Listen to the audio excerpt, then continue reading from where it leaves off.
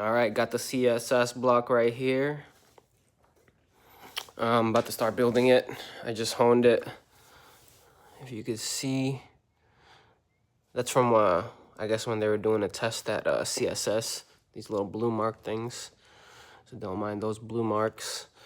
Yeah, I just honed it. I don't know if you could see, but I got perfect 45-degree angles. The cylinders are clean. Got my pistons here. And then now I'm about to do the rings. So I'm about to gap the rings. I got the rings over here.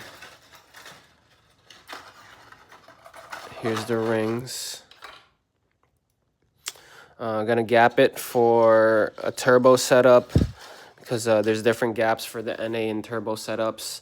I got my my cheap ring filer, and yeah, we're about to get to work. I'm gonna start with cylinder 1, then 2, then 3, then 4, and then we're gonna perfectly gap them and then prep the pistons and the rings for assembly. Here we go. All right, so I just finished gapping. Excuse me, the piston rings. I got it right here, separated into for piston 1, 2, and 3, and 4. I used my filer over here. I mean, not my filer, my feeler gauges. So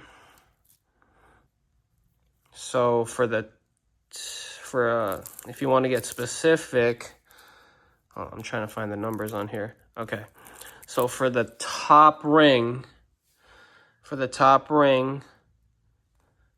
which goes right here, top ring goes right there. I did, yeah, so the numbers are right there. Here, let me go through the specs for what I did. Okay, so for the top ring, for a D16 turbo setup, I went with 0.018 inches for a gap. For the middle ring, or the second ring, goes right here, I think. Yeah, it goes right here. I went with a 0.02 inch feeler gauge gap. And then for the rails, or the oil rails, I went with a 0.022 inch gap. And so I did all those. I went through all those, and then I used this to shave off any excess metal, so I can get the correct gaps. And then I marked them, so I separated them, and these are perfectly gapped for my setup. Yeah, so I flipped her around, and now I am taking out the stock bearings. Here's the stock bearings.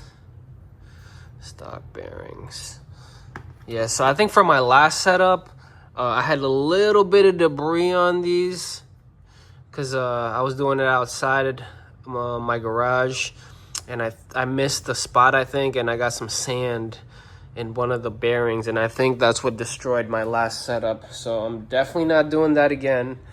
I'm gonna be making sure everything is clean and perfect and blah blah blah.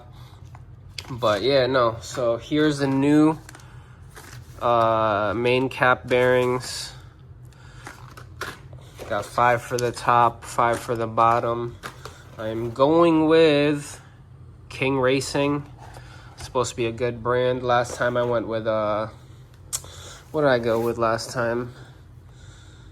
I think ACL race bearings. Yeah, that's what I went with, ACL race bearings. But yeah, so I'm just so I honed it, gapped the rings, and yeah, now we flipped her over, cleaning this out.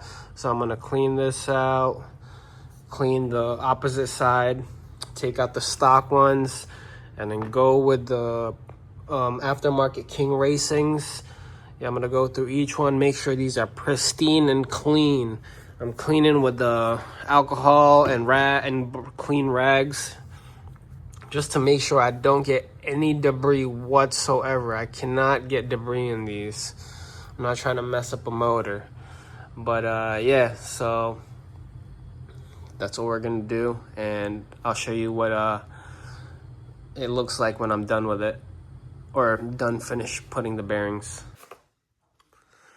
Yeah, so I found out that my crank is standard size, so, and then the King's Racing bearings that I got, I didn't buy these, but I picked them up from someone, and they're 0.25 undersized.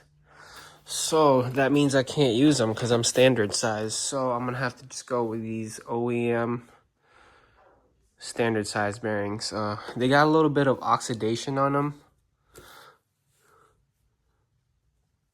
or I don't know, some type of mark. So I've been cleaning them with a scuff pad because it's a soft metal material, and yeah, they've been coming out clean. So I'm gonna do that for all of them and then install them. Yeah, so I started with with 3 of them, that one, and that one, and then I'm gonna do the rest. Yep. All right, so we just cleaned out all the bearings, just installed them. They look great. All the main bearings, and then we're gonna throw the crank on. I got it over there, and yeah. Yeah, let me get the crank. All right, guys, here's the crank. Yeah, we weren't able to use the King bearings because it says over here that it's standard size. I got the OEM girdle bolts. I don't know what you call these. I think they're the girdle bolts for these. And yeah, look, clean. I think it got polished. I'm not sure. I'm not the one who sent it to the machine shop. But yeah, I'm gonna wipe it down, make sure there's no debris on none of these surfaces, and yeah, I'm gonna throw it on. Just finished installing my crankshaft. Just put the main cap girdle back on, and fresh bearings. I'm gonna be putting the rods and the pistons in next. And here, I'm gonna turn it so you guys can see how easy she turns now. Not really that easy, hold on. Oh, all right. I think it's the assembly lube that's making it hard on that first rotation, but you see how smooth she turns now? See that? Oh yeah. So yeah, we're gonna be putting the rods and the pistons in next, and she should be ready to go. All right, stay tuned for the next update for the built D16Y8 CSS block.